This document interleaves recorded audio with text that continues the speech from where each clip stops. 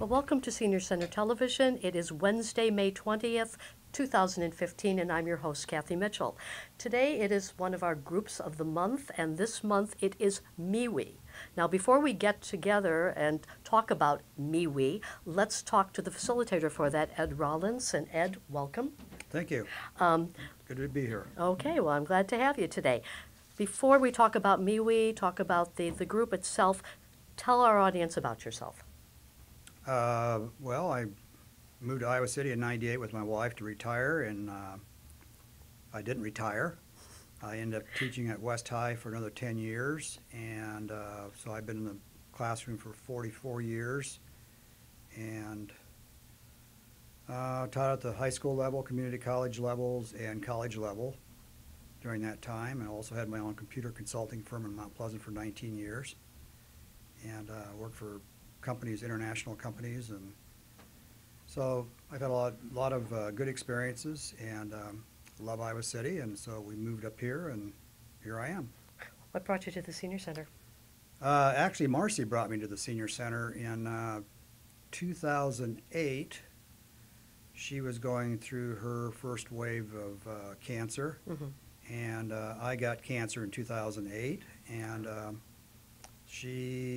we got back from a long 18-day trip. We wanted to prove to ourselves that we could still travel again, which we love to do, and about a 4,000-mile trek across the nation. Oh my. And she talked me actually coming to and taking Tai Chi from Mary Dusterhoff. Okay. And Mary's just a fantastic instructor and nice person, and I just got to know the Senior Center, and we started doing things. I started taking classes from Ray Hefner, who's a tremendous teacher, and just kind of started from there. Wonderful. Well, let's talk about your class now, because you are the group of the month. First of all, the most obvious question, what does MEWE stand for? MEWE stands for Math Excursions with Ed. Okay. How long did it take you to come up with that name, Ed? Oh, I come up with names like that all the time. There was no problem. Okay, and let's have a little history about it. When it started and your initial expectations for the class. Just a little background on it. I approached Michelle Buman, the program coordinator here, and I don't know if she really thought it would go or not. And so I said, I'd like to try it. It was actually in the winter term of 2012 and 2013. Marcy died in 2011, so she was concerned that I would become a hermit. And she said, you might want to think about teaching again. And I said, well, I'm not going back in the classroom. So I proposed this to Michelle, and she gave me the opportunity, and I think the first session I had, I think we had 8 or 10 students, and right now we're running 20 to 25. Wow, this is a success. Is there a cost for it? Let's just get that out of the way. Is there no, the only cost, Kathy, is we charge a minimal fee for copy costs, because I write all my own materials. We don't have a textbook. Okay. I spend approximately 15 to 20 hours a week writing materials, and so I copy those off here and give them to the students, and they have assignments every week, and so it's... and they're expected to finish those assignments? The vast majority of them do. We have a lot of good laughs. Well, I'm going to ask you this. As you know, our mission for the center is optimal health and aging. How do you feel that teaching a class for seniors, such advanced, and I know you go through some rather advanced mathematics, how do you feel this satisfies our mission? You know, it's after being in the classroom, Kathy, for 44 years, teaching under a curriculum, which I didn't always follow. I mean, I did what the curriculum said I had to do, but in mathematics, I went way beyond that, because the curriculum that is usually given to you is pretty staid, and I like my students to understand the mathematics, not just to do it. Okay. And so here at the center, I found a rather interesting phenomena, and I shouldn't have been surprised. The number of, almost everyone has had mathematics at some time in their life, some areas of mathematics, but they never really understood it. It was cookbook, Mm-hmm. recipe type mathematics. I understand. And I understand. Mm-hmm. So I think what's really interesting is that they're starting to see mathematics in a deeper light. Okay. And why don't you give, for our audience, the type of math that you teach, really? What is the basic curriculum? Okay, I'll just kind of run through the topics we've covered so far, beginning with the first one. We did number-based systems. We did binary, decimal, our typical, count to 10. Decimal number system, which is really not the best number system there is. Then we get into octal, base 8, and we get into base 16, which is used exclusively now with computers. So everything's based on base 2, and we find out even evolution is based on base 2. So we spent a term on that, and then the next one I did was on computer systems, because they wanted to know more about how computers worked and the internal workings, and I did double certification under IBM, and so I worked with computers for 19 years, and then we got into sets, and we did a unit on probability and some statistics. We did a unit on algebra, which was really interesting because they didn't know that kind of algebra. They did the algebra, but they didn't really know what they were doing in algebra. And then we did a unit on all of our number systems, starting with the natural numbers, counting numbers that you and I learned, counting with 1. And we got all the way up into complex, imaginary complex systems and how they all interrelate and how they developed. And then just this year we did a unit on trigonometry, which they found to be very fascinating. And we went through sine, cosine, and tangent functions and interrelationships and slope, and kind of gave them a little bit of insight into derivatives and the calculus. And we just finished a rather extensive unit on sequences and series, and we got actually into infinitesimal calculus. We moved into that a little bit. So. Well, now I want to ask you, I know a lot of your students stay with you. Yes. So that probably determines your curriculum, doesn't it? That you will have the same students, so you will not have a lot of repetition of your coursework? Actually, I'm constantly kind of spiraling back. I'm a teacher. I do spiral learning, so I'm constantly going back because I have new blood coming in all the time. Okay. And so they feel inadequate because they haven't had what I had before. But it doesn't work that way.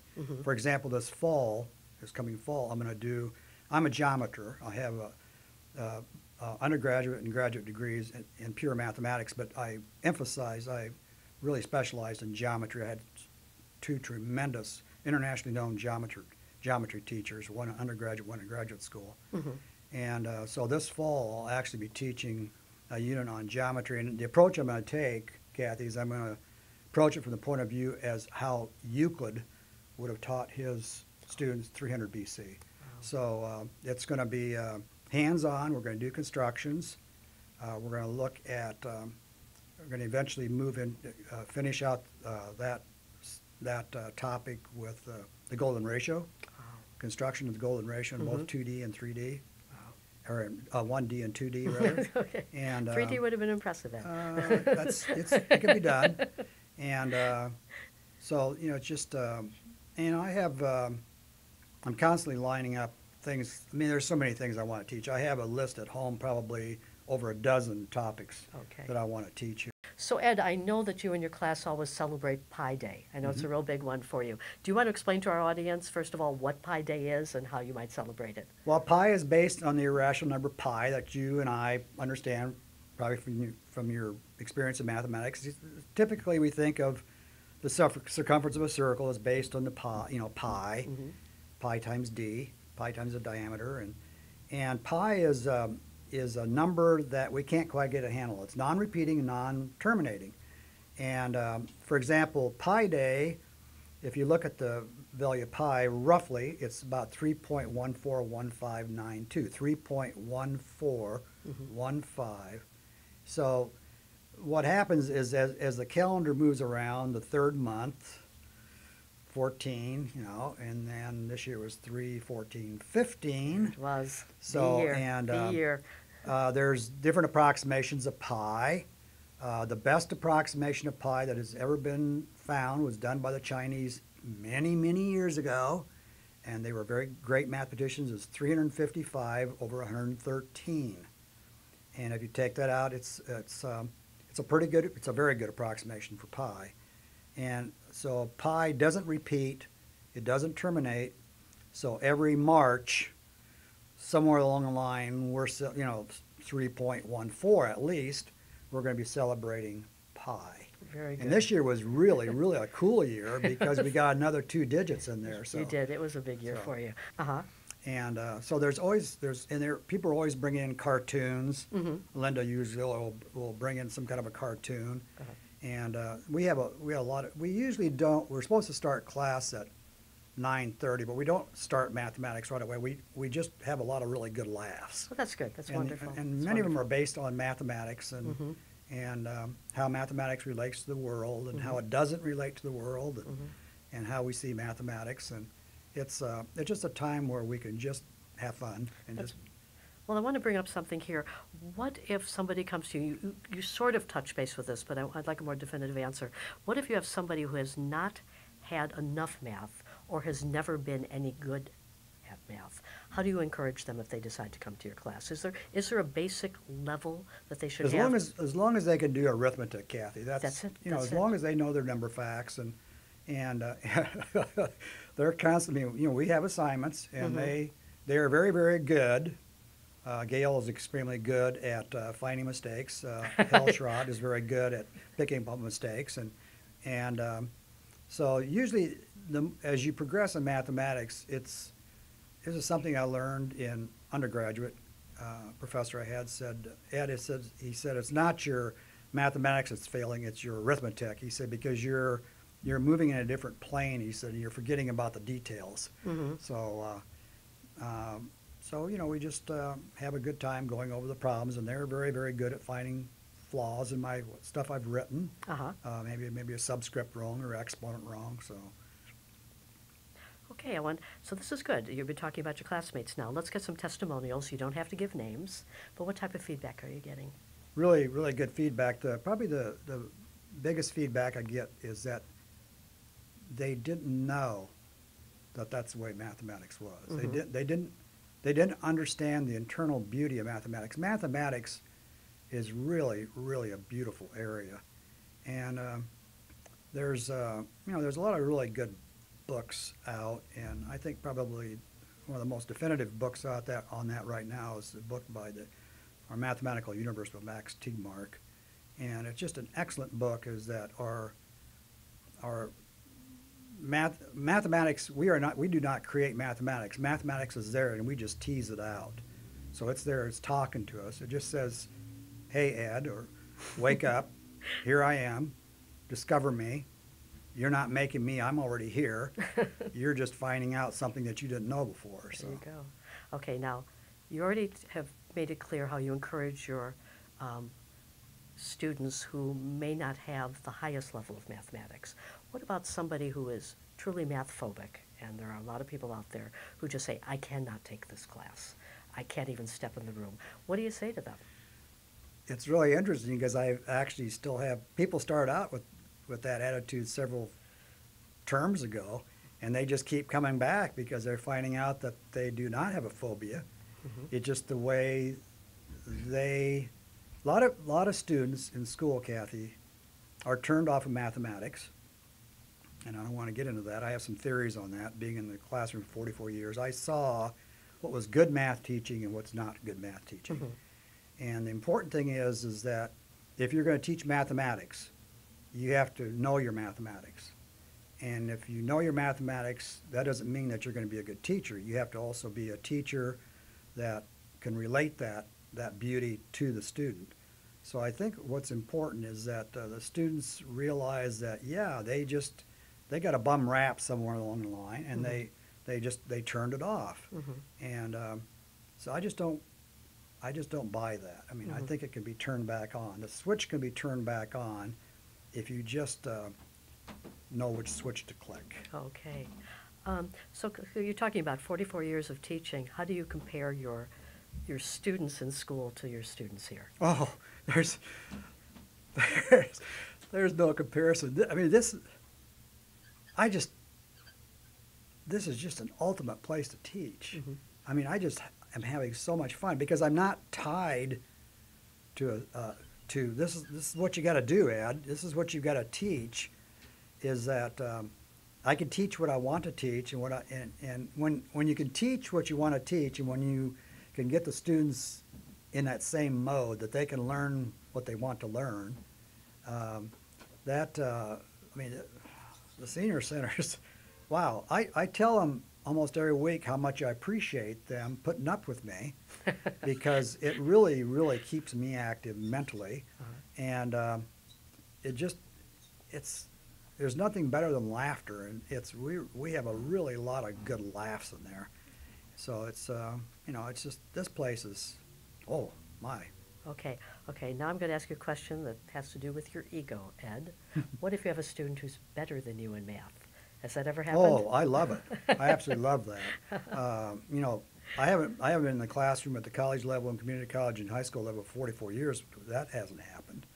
And I'm a computer scientist also. I mean, I taught programming since 1971, and had my own computer firm. I wrote software and sold it commercially, and so, you have to expect that. I mean, a teacher does not know everything, and students over the years would ask me something, and I said, I don't know.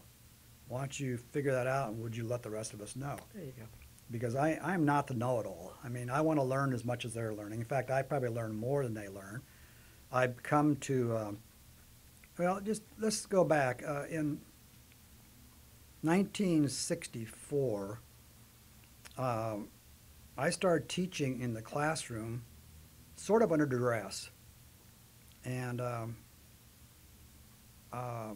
they had basically fired a teacher in a school in Nebraska, and I was getting ready to go to grad school, and there was a phone call, and I was asked to come and fill the position starting at Thanksgiving for the rest of the year, and I refused, and I hung up the phone, and pretty soon my mother called, and you know how mothers do things, and so yes, I did teach. I actually taught at that school for almost 4 years with no contract because I didn't want to be tied to a contract, because I had already done my student teaching. I went back after I graduated and picked up my student teaching because I thought I would give it a try.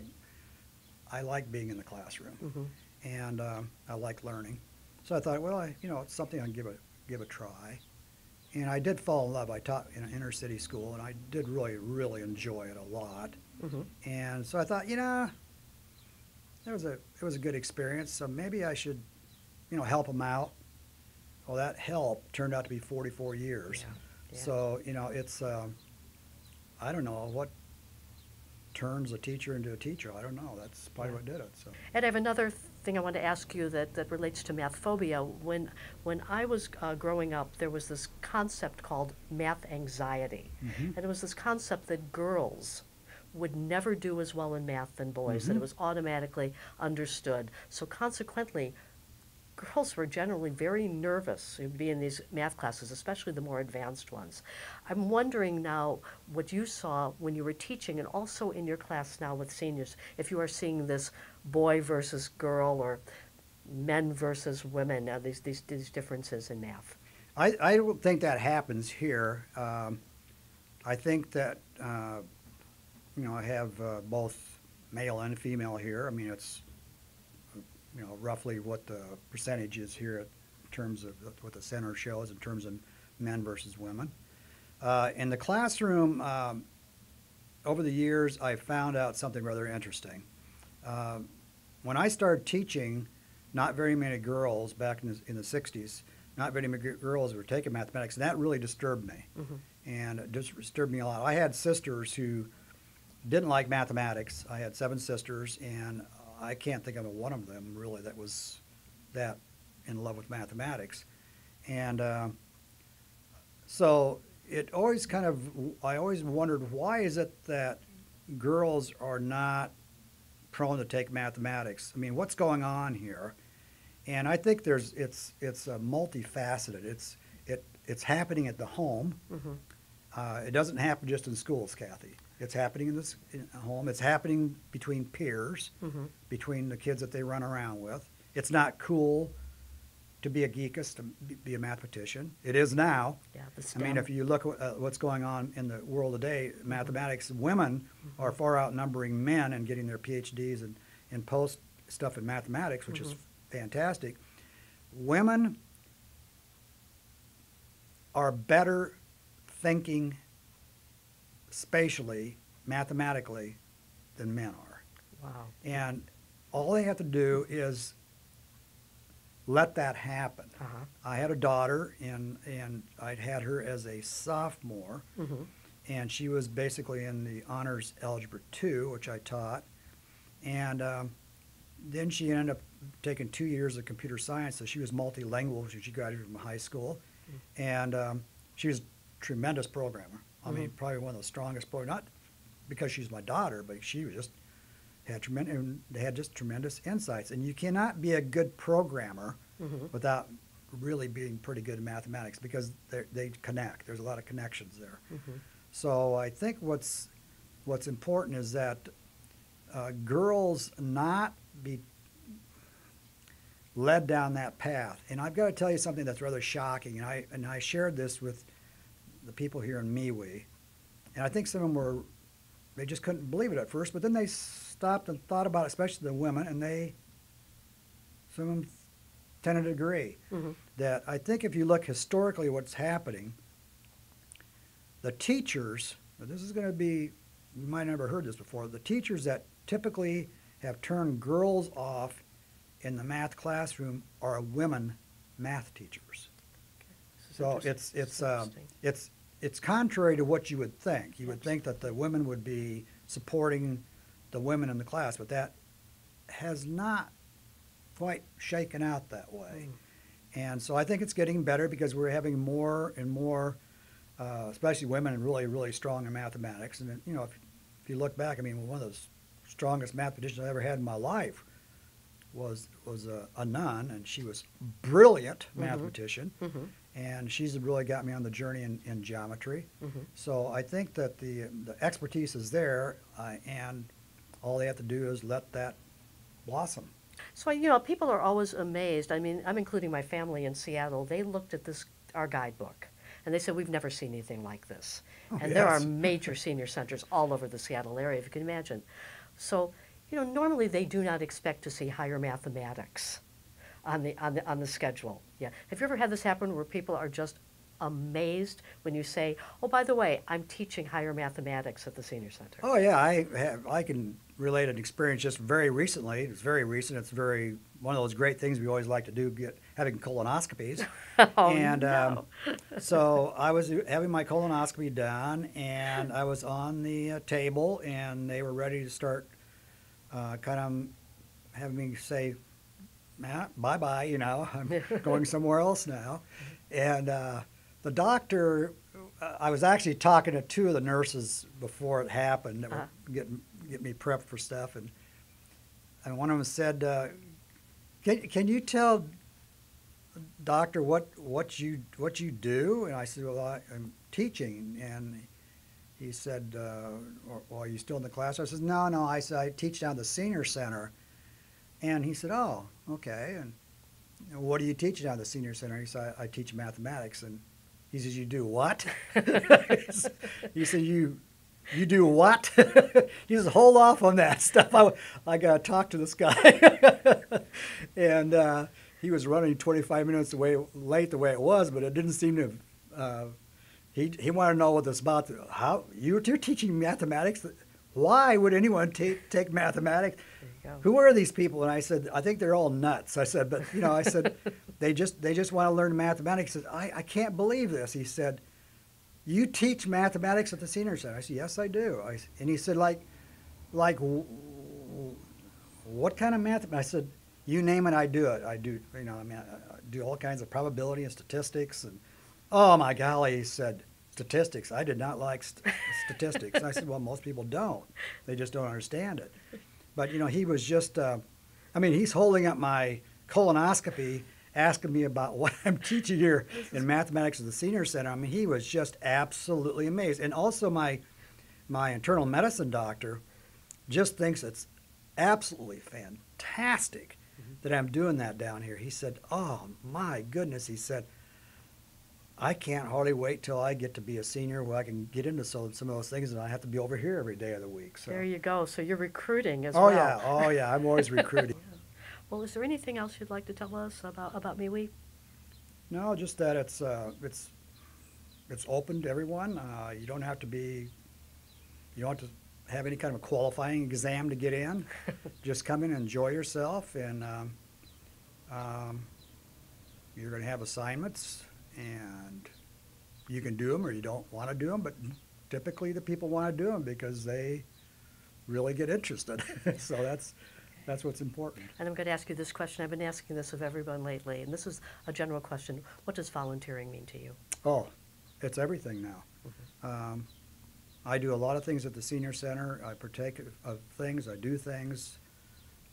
We just have a tremendous Senior Center here. I mean, I do Rhodes Scholar programs, and I've been on a number of them, and it never fails that someone finds out I'm from Iowa City, and they ask me about the Senior Center in Iowa City, because it is nationally known, and we have such a gem here. And to be in this place and have the opportunity to teach here is just amazing. Well, Ed, this has been a pleasure, and I thank you so much. It's been great. Thank you, Kathy. Thank you so much, and thank you to our audience. Have a good afternoon.